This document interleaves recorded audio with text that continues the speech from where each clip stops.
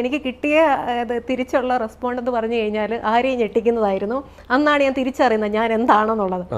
എന്നോട് എൻ്റെ അധ്യാപിക പറഞ്ഞ കാര്യം, ദേ നോക്കൂ, ഞാൻ ഉത്തരം പറഞ്ഞല്ലോ, ഞാൻ ഓർത്ത് എന്നെ ഇപ്പം ഇങ്ങോട്ട് പ്രശംസിക്കും എന്നാണ് നമ്മൾ വിചാരിക്കുന്നത്. ദേ നോക്കൂ, ഇത്രയും ബുദ്ധിയുള്ള കുട്ടികൾ ഈ ക്ലാസ്സിലുണ്ടായിട്ട് ആ ബുദ്ധിയില്ലാത്ത കുട്ടി ഉത്തരം പറഞ്ഞത് കണ്ടോ? എനിക്ക് പറയണ്ടായിരുന്നു എന്നായിപ്പോയി. ദൈവം, ഞാൻ എന്തിനാണ് ഈ ഉത്തരം പറഞ്ഞത്? എനിക്കിന്നും മനസ്സിലായിട്ടില്ല. മനസ്സിൽ വന്ന കാര്യം വെച്ചാൽ ഇനി ആരെങ്കിലും ഉത്തരം പറഞ്ഞില്ലേ പറയാതിരിക്കുക. വെറുതെ നമുക്കിനി ആ പേരൂടെ കിട്ടണ്ടല്ലോ. അപ്പം എൻ്റെ മനസ്സിൽ അത്രയും ബുദ്ധിയില്ലാത്ത കുട്ടിയാണോ? അപ്പം ഞാൻ എന്നെ സമാധാനിപ്പിക്കും. ഇത് ഈ ഞാൻ പറയും 4ാം ക്ലാസ്സിൽ പഠിക്കുന്ന സമയത്ത് ആ ഒരു കാര്യമുണ്ട്, ഇന്നും എൻ്റെ മനസ്സിലുണ്ട്.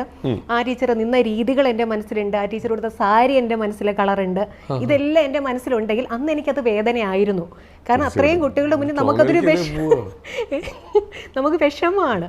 പക്ഷേ എങ്കിൽ പിന്നീട് ഞാനത് ഓരോ ക്ലാസ്സിലും ഞാനത് ഓർക്കും.